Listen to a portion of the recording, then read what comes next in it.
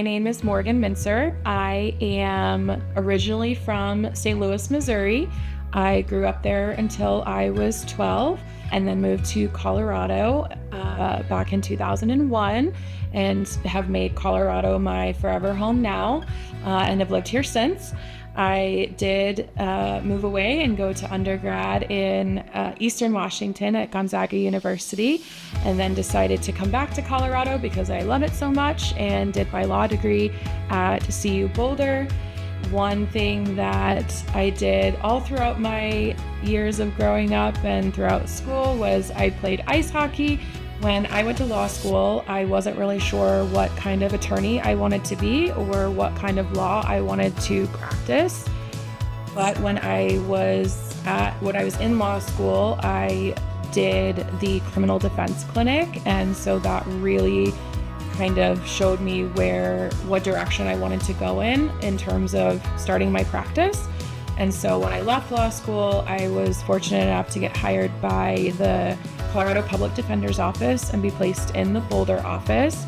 And then I also have experience in Arapahoe County as well, practicing criminal defense. One of the things that I realized that I really liked about criminal defense was helping people at one of the most difficult times in their lives. And that really was the way that I wanted to help people with my legal background. And as I got more familiar with and more experience with family law cases, I found that that was where my true passion was and where it still is. When I started my career as a criminal defense attorney, I quickly got a lot of experience dealing with extremely adversarial cases and extremely contentious cases. And so I've really found, as I've transitioned into family law, that a lot of those same skills have helped me become a strong advocate for people in similar situations. And in family law, a lot of times that's very contentious custody battles, very adversarial cases involving things like domestic violence, involving child abuse or child neglect, and substance abuse. And so that experience from criminal law has really strengthened my practice of family law. My particular style of representation is, treating clients like they're human beings and talking to them like they're human beings and not attorneys. The courts already make the process as complicated as possible.